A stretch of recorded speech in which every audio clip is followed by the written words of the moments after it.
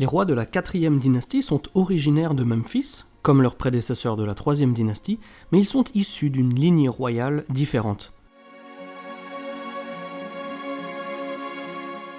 Le premier souverain de la nouvelle dynastie, Snéfrou, ou Sauris comme l'appelait Manéthon, est le fils d'Ouni, dernier roi de la 3e dynastie, et d'une femme nommée Mérésenc.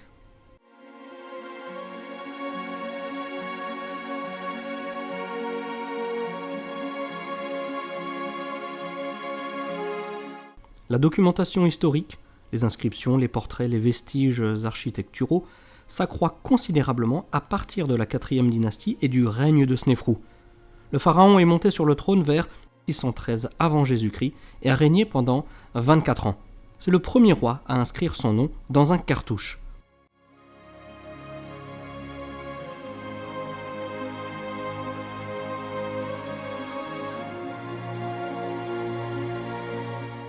Snéfrou est sans conteste un roi populaire et un chef militaire victorieux.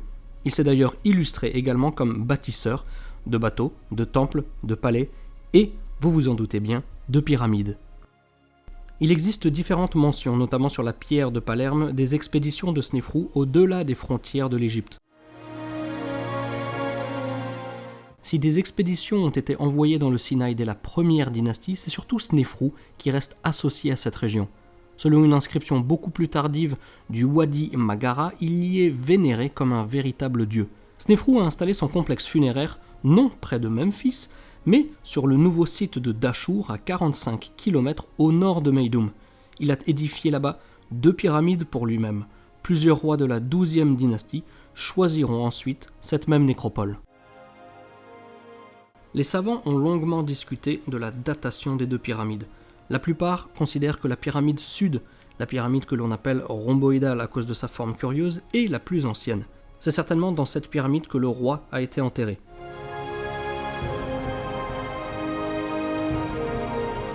La double inclinaison de la pyramide a été expliquée de diverses manières.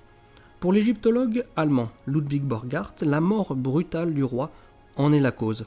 Pour achever le travail le plus rapidement possible, on aurait alors réduit l'angle de 54 degrés pour les assises inférieures à 43 degrés pour les assises supérieures. Mais en fait, cette diminution ne modifie guère le volume de la structure et donc la somme de travail nécessaire à son accomplissement. En outre, cette pyramide a vraisemblablement été bâtie avant la pyramide nord. Kurt Mendelssohn propose une autre explication. La pyramide de Meydoum et la pyramide sud de Dachour ayant été érigées en même temps et non successivement, l'architecte de Dachour aurait été amené à changer l'angle d'inclinaison de sa pyramide, à moitié construite, à la suite d'un désastre survenu à Meydoum, à savoir la chute du revêtement, sans doute provoquée par une pluie importante, voire un déluge. Mais cette hypothèse est également peu probable puisque l'effondrement de Meydoum ne semble pas avoir eu lieu au moment de la construction, mais bien plus tard, lors du Nouvel Empire.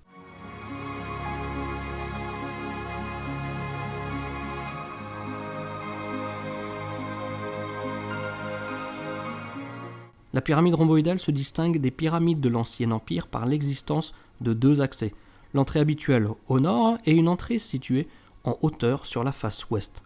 L'aménagement de l'entrée sur la face nord de toutes les pyramides connues de l'Ancien Empire répond à des besoins religieux et est lié aux étoiles du Nord. Mais on ignore pourquoi la pyramide rhomboïdale possède une seconde entrée. Comme Meydoum et la pyramide nord, elle ne comporte aucune trace indiquant la mise en place d'un sarcophage.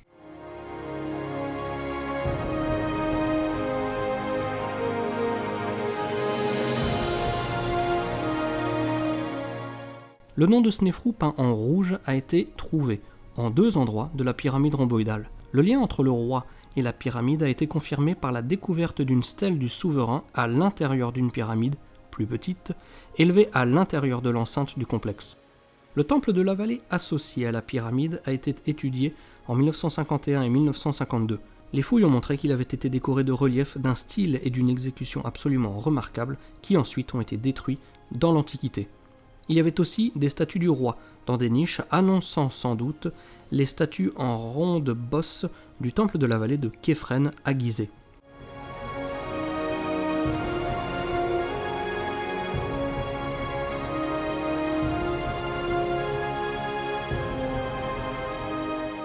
La pyramide nord ou celle que l'on appelle plus communément la pyramide rouge est la première vraie pyramide, bien que l'angle de ses faces soit faible, 43 degrés seulement contre 51 qui deviendront la norme par la suite.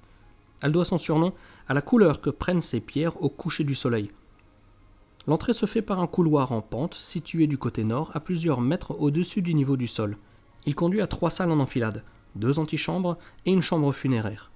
L'attribution de cette pyramide à Snéfrou se fonde sur des blocs du revêtement qui portent son nom, inscrit à l'encre rouge, et sur une inscription découverte à proximité du monument au début du XXe siècle. Il s'agit d'un décret de Pépi Ier, roi de la 6e dynastie, exemptant d'impôts les prêtres de, je cite, les 2 pyramides de Snéfrou.